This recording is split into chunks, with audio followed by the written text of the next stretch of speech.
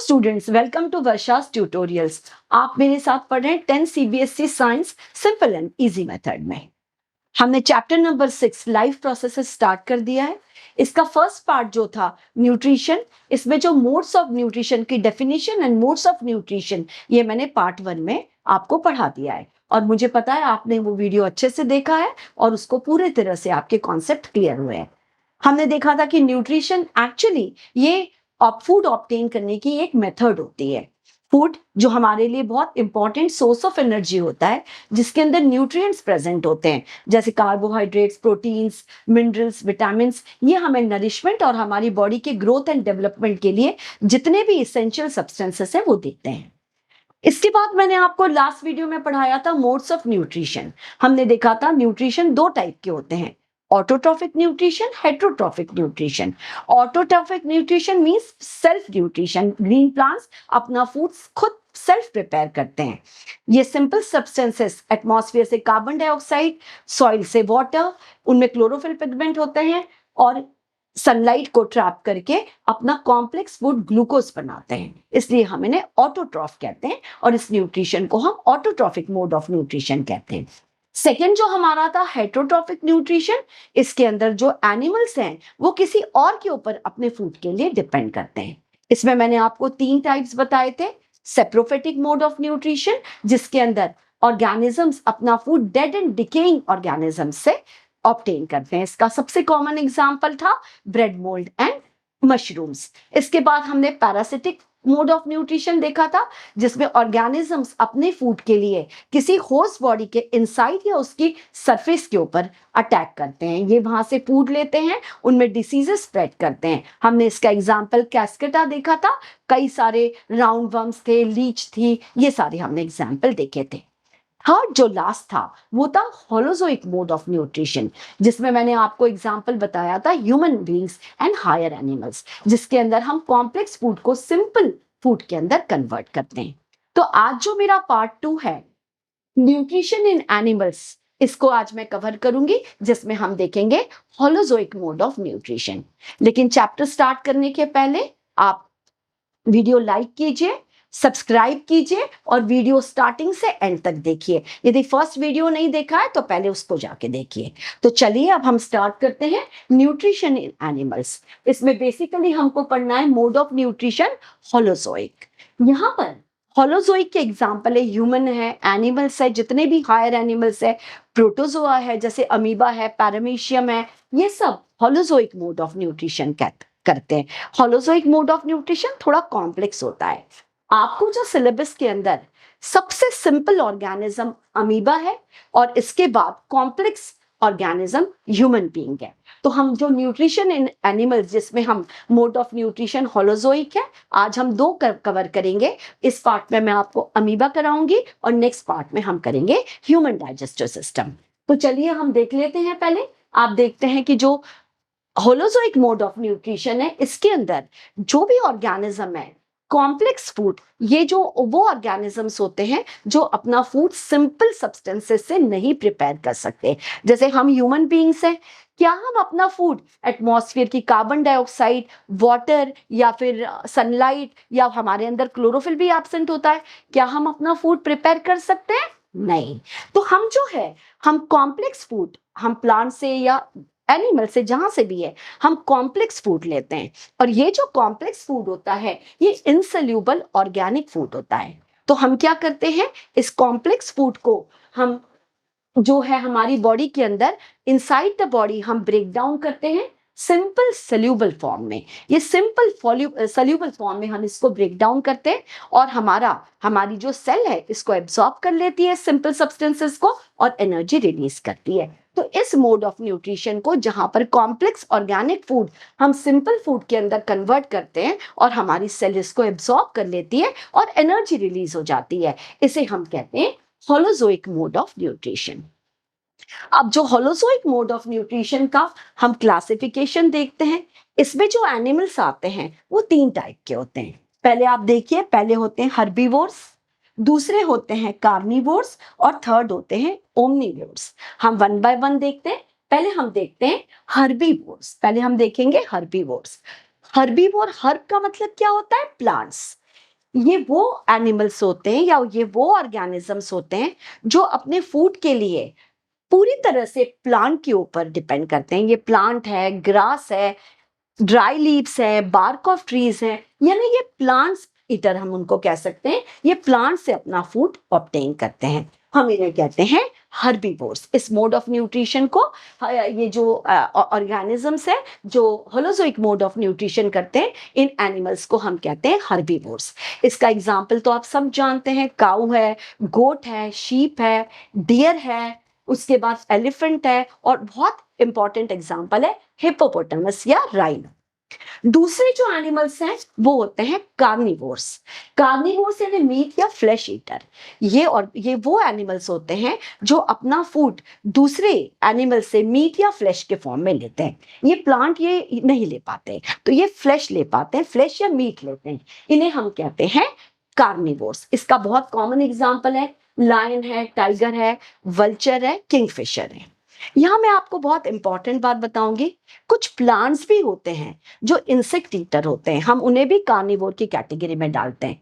क्या आप जानते हैं, आपने पीचर प्लांट देखा है? पीचर के शेप में उसका जो ऑर्गेनिज्म पीचर के शेप में होता है। इसके अलावा वीनस फ्लाईट्रैप, ये बहुत फेमस प्लांट है। ये जो प्लांट्स होते हैं ये इंसेक्ट ईटर होते हैं। जैसे ही इनके ऊपर एक स्टिकी सब्सटेंस सीक्रेट होता रहता है, इंसेक्ट उससे अट्रैक्ट होके जैसे ही आता है ये अंदर उसको ले लेते हैं और उसको डाइजेस्ट कर लेते हैं। तो ये जो इंसेक्ट ईटर है ये भी कार्निवोर कैटेगरी में आएंगे। थर्ड हमारा जो आता है वो होता है ओमनीवोर्स। ओमनीवोर्स वो ऑर्गेनिजम्स होते हैं या वो एनिमल्स होते हैं जो प्लांट और एनिमल्स दोनों के ऊपर फीड करते हैं, यानी वो प्लांट्स भी लेते हैं और वो एनिमल्स फ्लैश या मीट भी खाते हैं। और इसका बहुत कॉमन एग्जाम्पल है ह्यूमन, क्रो, डॉग्स, ये दोनों लेते हैं।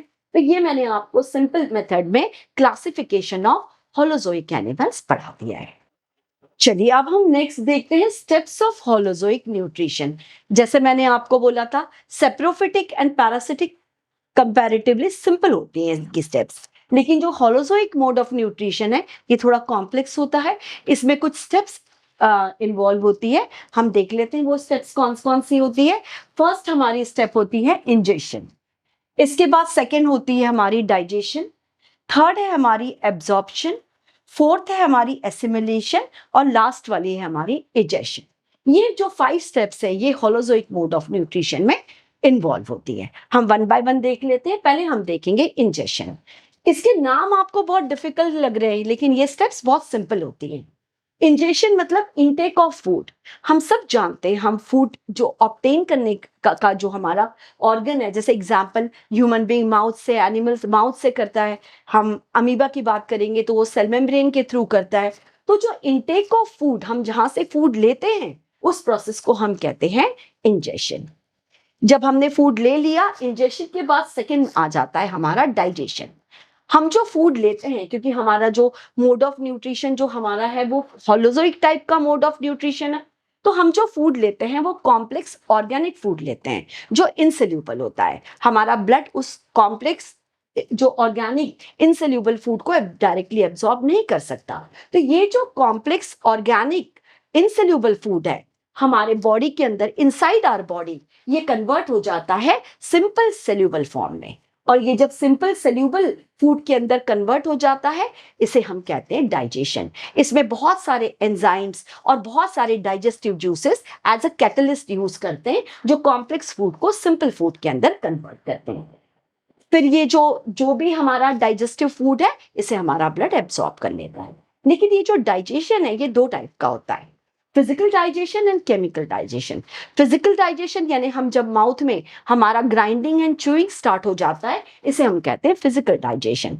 फिर जब ये हमारे स्टमक के अंदर आ जाता है और बहुत सारे डाइजेस्टिव जूसेस एंड एंजाइम्स इसके अंदर ऐड होते हैं और फूड को सिंपल सब्सटेंस में कन्वर्ट करते हैं, इसे हम कहते हैं केमिकल डाइजेशन। तो अब हम केमिकल डाइजेशन जो सेकेंड होता है, ये जो डाइजेशन होता है ये with the help of enzyme होता है जो हमारे स्टमक में होता है। तो ये हम आपने देख लिया है फिजिकल एंड केमिकल डाइजेशन। तो ये जो डाइजेशन है ये बहुत इंपॉर्टेंट प्रोसेस है। अब जब फूड डाइजेस्ट हो गया तो अब इसके बाद थर्ड स्टेप क्या आ जाएगी, इसका एब्जॉर्प्शन। तो हम थर्ड देख लेते हैं, एब्जॉर्प्शन होता है। एब्जॉर्प्शन में जो फूड है, आप ध्यान से सुनिए, जो फूड है पहले जो इंटेस्टाइन होती है, स्मॉल इंटेस्टाइन की वॉल से पास हो जाता है, जो हमारा फूड सिंपल मॉलिक्यूल के अंदर कन्वर्ट हो गया, और ये जो है इंटेस्टाइनल वॉल से इसके थ्रू पास होके ये ब्लड इसको एब्जॉर्ब कर लेता है, तो हमारा ये फूड ब्लड के अंदर एब्जॉर्ब हो गया। और ब्लड मेन हमारा मीडियम ऑफ ट्रांसपोर्ट है, और ये ब्लड हमारे बॉडी के सारे पार्ट्स तक ये एब्जॉर्ब, जो हमारा सिंपल फूड है जिसके अंदर मेन न्यूट्रिएंट्स है, इसे हर सेल्स तक पहुंचाता है। तो इस तरह से हर सेल्स के पास मेन न्यूट्रिएंट्स पहुंच जाते हैं। इसके बाद हमारा नेक्स्ट आता है एसिमिलेशन। एसिमिलेशन का मतलब होता है यूटिलाइजेशन। अब ये जो फूड है जिसके अंदर बहुत इंपॉर्टेंट न्यूट्रिएंट्स है, जो एब्जॉर्ब हो गया है और सेल के पास पहुंच गया है, तो ये जो एब्जॉर्ब फूड है ये यूटिलाइज होके एनर्जी के अंदर कन्वर्ट हो जाता है, और ये एनर्जी हमें सारी एक्टिविटीज करने में काम आती है। तो ये इस तरह से जो एब्जॉर्ब फूड है वो एनर्जी में कन्वर्ट हो जाता है, और वहां पर एनर्जी एटीपी के फॉर्म में स्टोर हो जाती है, जिसे हम कहते हैं एसिमिलेशन। अब हमारी लास्ट स्टेप आ जाती है इजेशन। इजेशन मतलब रिमूवल ऑफ अनडाइजेस्टेड फूड। आपने जो प्रोसेस देखी, इसके अंदर जितना भी फूड है ये सारा का सारा फूड डाइजेस्ट नहीं होता, कुछ फूड अनडाइजेस्टेड रह जाता है, और ये जो अनडाइजेस्टेड फूड होता है ये अनएब्सॉर्ब्ड फूड होता है, जिसे हमारे ब्लड ने एब्सॉर्ब नहीं किया। ये हार्मफुल होता है, यदि ये बॉडी में रहे थोड़े टाइम बाद ये टॉक्सिक हो जाता है, तो इसे हमारे बॉडी से रिमूव करना बहुत नेसेसरी है। तो ये जो removal of undigested food, unabsorb food है, इस प्रोसेस को हम कहते हैं इजेशन। यहाँ पर एक बहुत इंपॉर्टेंट पॉइंट है, जो इजेशन है यानी रिमूवल ऑफ अनडाइजेस्टेड फूड, ये हमारा पार्ट होगा डाइजेस्टिव सिस्टम का। अनडाइजेस्टेड फूड को रिमूव करने की प्रोसेस कभी भी एक्सक्रीशन का पार्ट नहीं होता। एक्सक्रीशन में जब आपको पढ़ाऊंगी तब मैं आपको बताऊंगी, एक्सक्रीशन होता है रिमूवल ऑफ नाइट्रोजनस वेस्ट, जो यूरिया, यूरिक एसिड, अमोनिया के फॉर्म में किडनी से यूरिन के फॉर्म में निकल जाते हैं, जो हमारा पार्ट होता है एक्सक्रीशन का। लेकिन जो हमारा अनडाइजेस्टेड फूड है ये हमारा पार्ट होता है डाइजेस्टिव सिस्टम का। तो ये जो आपकी 5 पूरे स्टेप्स है, ingestion, digestion, absorption, assimilation and egestion, ये आपको क्लियर हो गया होगा। चलिए अब आज हम देखते हैं सबसे होलोजोइक मोड ऑफ न्यूट्रिशन का सबसे simple example, amoeba. Holozoic mode of nutrition heterotrophic mode of nutrition का सब पार्ट है। अब हम देखते हैं अमीबा, जो एक बहुत सिंपल ऑर्गेनिज्म है।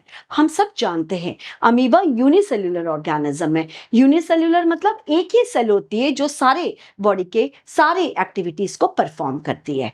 ये जो जनरली ये वाटर बॉडीज में रहता है, ये प्रोटोजोआ कैटेगरी के अंदर आता है, माइक्रोस्कोपिक ऑर्गेनिज्म है।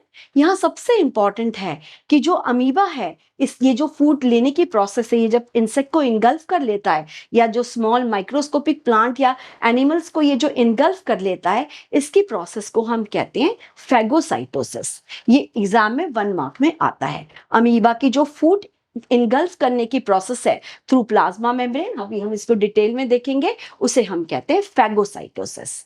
अब हम 1 बाय 1 देख लेते हैं अमीबा के अंदर सारी स्टेप्स, यानी इंजेशन, उसके बाद डाइजेशन, नेक्स्ट है हमारा एब्जॉर्प्शन, एसिमिलेशन एंड इजेशन, सारी प्रोसेस होती है। हम यहाँ देख लेते हैं, आप जैसे देख रहे हो अमीबा शेपलेस ऑर्गेनिज्म है, माइक्रोस्कोपिक ऑर्गेनिज्म है, बहुत सिंपल इसका स्ट्रक्चर होता है। आप डायग्राम में जैसे देख रहे हो, न्यूक्लियस होता है इसके अंदर। अभी हम थोड़ा डिटेल में देखते हैं। अब अमीबा वाटर के अंदर रहता है, और जैसे ही अमीबा को कहीं इंसेक्ट दिखता है, आप बहुत ध्यान से सुनिए मैं क्या बता रही हूँ। अमीबा को जैसे ही कहीं इंसेक्ट दिखता है, तो अमीबा की ये जो प्लाज्मा मेम्ब्रेन है, ये plasma membrane finger like projection इसके अंदर निकल आता है। आप ये देख रहे हैं, ये फिंगर लाइक प्रोजेक्शन इसमें से आ गया, और ये जो भी इंसेक्ट है उसको पूरी तरह से अराउंड इसके कवर कर लेता है। ये जो फिंगर लाइक प्रोजेक्शन है, इसे हम कहते हैं सीडोपोडिया। सीडो का मतलब होता है फॉल्स, और पोडिया का मतलब होता है फूट, फॉल्स फूट। तो जहां अमीबा को इंसेक्ट दिखा, अमीबा के जो प्लाज्मा मेम्ब्रेन है इसमें टेम्परेरी होता है, ये टेम्परेरी फिंगर लाइक प्रोजेक्शन आता है, और ये इंसेक्ट को पूरी तरह से कवर कर लेते हैं। तो इंसेक्ट इसके अंदर आ गया, इसके अंदर ट्रैप हो गया। अब ये इंसेक्ट अंदर ले लेता है, इनगल्फ कर लेता है। ये इंसेक्ट को इनगल्फ करने की जो प्रोसेस है, इसे हम कहते हैं फैगोसाइटोसिस। फैगोसाइटोसिस। ये आपको क्लियर हो गया। अब जब फूड अंदर आ गया, जैसे ही अमीबा के अंदर इंजेक्शन हो गया, इंसेक्ट या प्लांट, माइक्रोस्कोपिक इंसेक्ट या माइक्रोस्कोपिक प्लांट इसने इनगल्फ कर लिया, जिस प्रोसेस को हम फाइटोसिस कहते हैं, तो सेकेंड प्रोसेस हो जाती है हमारी डाइजेशन। डाइजेशन के अंदर क्या होता है, जैसे ही प्लांट या माइक्रोस्कोपिक प्लांट या एनिमल को इनगल्फ किया, तो अमीबा के अंदर टेम्पररी वैक्यूल बन जाती है। इस टेम्पररी वैक्यूल को हम अमीबा का टेम्पररी स्टमक भी कह सकते हैं। तो ये टेम्पररी वैक्यूल बन गई यहाँ पर, और टेम्पररी वैक्यूल बनने के बाद ये जो साइटोप्लाज्म है, जिसके अंदर important digestive juices and enzymes होते हैं, आप सब जानते हो, ये through diffusion, high pressure region to low pressure region, अंदर ये वैक्यूल के अंदर सब जाने लगते हैं, ये वैक्यूल के अंदर पास हो जाते हैं थ्रू डिफ्यूजन। तो ये डाइजेशन प्रोसेस थी, क्योंकि ये ऑर्गेनिज्म जो था कॉम्प्लेक्स ऑर्गेनिज्म था, अमीबा डायरेक्ट इसको डाइजेस्ट नहीं कर सकता, तो ये सारे digestive enzyme and digestive juices ये टेम्परेरी वैक्यूल के अंदर आ गए। तो डाइजेशन प्रोसेस कंप्लीट हो गई। अब होता है, नेक्स्ट होता है एब्जॉर्प्शन। अब जैसे ही ये सारे एंजाइम्स आ गए, डाइजेशन कंप्लीट हो गया। अब जब डाइजेशन कंप्लीट हो गया, तो थ्रू डिफ्यूजन ये जो डाइजेस्टेड फूड है, ये high pressure region to low pressure region आएगा अब ये, तो ये डाइजेस्टेड फूड साइटोप्लाज्म में बाहर आ जाता है, साइटोप्लाज्म में बाहर आ जाता है। इस प्रोसेस को कहते हैं एब्जॉर्प्शन। यहाँ पर एक बहुत इंपॉर्टेंट पॉइंट है, जैसे ही डाइजेस्टेड फूड साइटोप्लाज्म में बाहर आ गया, ये वैक्यूल तो टेम्परेरी थी, वैक्यूल डिसअपियर हो जाती है, वैक्यूल डिसअपियर हो जाती है। आप देख रहे हो जैसे ही एब्जॉर्प्शन कंप्लीट हुआ, यहाँ आपको वैक्यूल नहीं नजर आ रही, ये है न्यूक्लियस, जो हमारे रिप्रोडक्शन जब हम करेंगे तब इसमें इसका इंपॉर्टेंट रोल होता है। अब ये जो डाइजेस्टेड फूड है जो साइटोप्लाज्म में आ गया, ये किस में यूटिलाइज हो गया, एनर्जी में। अमीबा का सेल ग्रोथ, सेल रिपेयर और जो बाकी एक्टिविटीज, मूवमेंट और जो भी एक्टिविटीज करने के लिए अमीबा को एनर्जी की रिक्वायरमेंट होती है, ये एनर्जी यूटिलाइज हो जाती है। इस प्रोसेस को हम कहते हैं एसिमिलेशन। लास्ट में हमारा होता है इजेशन। अब जो फूड डाइजेस्ट नहीं हुआ, जो फूड अनडाइजेस्टेड रहता है, तो अमीबा के अंदर कोई अलग से ऑर्गन तो होता नहीं है, तो आप ये देख रहे हैं, ये जो प्लाज्मा मेम्ब्रेन है, जो सेल मेम्ब्रेन है, ये सेल मेम्ब्रेन किसी भी पार्ट से रप्चर हो जाती है। यहाँ पर आप देख रहे हो मेम्ब्रेन यहाँ से रप्चर हो गई, और रप्चर होके ये जो फूड है, अनडाइजेस्टेड फूड है, ये अमीबा थ्रो कर देता है बाहर वाटर के अंदर। और जैसे ही इसने वाटर में थ्रो किया, ये वापस सेल मेम्ब्रेन, ये टेम्परेरी होता है, सेल मेम्ब्रेन वापस ज्वाइन होके अमीबा फिर से नॉर्मल हो जाता है। तो ये हमने पढ़ा था holozoic mode of nutrition in amoeba. इसके बहुत सारे एग्जाम्पल हैं, आप जैसे डायग्राम में देख रहे हो, पैरामीशियम, पैरामीशियम भी प्रोटोजोआ है, लेकिन पैरामीशियम के अंदर आप जैसे देख रहे हो सेल मेम्ब्रेन के बाहर सीलिया, हेयर लाइक स्ट्रक्चर है सीलिया, ये सीलिया इसको हेल्प करता है फूड लेने में और मूवमेंट के अंदर। बाकी पूरी प्रोसेस अमीबा की तरह ही होती है। आपको ये न्यूट्रिशन इन अमीबा क्लियर हो गया होगा। मेरा चैनल सब्सक्राइब कीजिए, और वीडियो के लास्ट में मैंने आपके लिए बहुत इंपॉर्टेंट नोट्स भेजे हैं, आप उसे राइट डाउन कीजिए, लिखिए या इसका स्क्रीनशॉट लीजिए। मेरा नेक्स्ट वीडियो होगा डाइजेशन इन ह्यूमन बीइंग।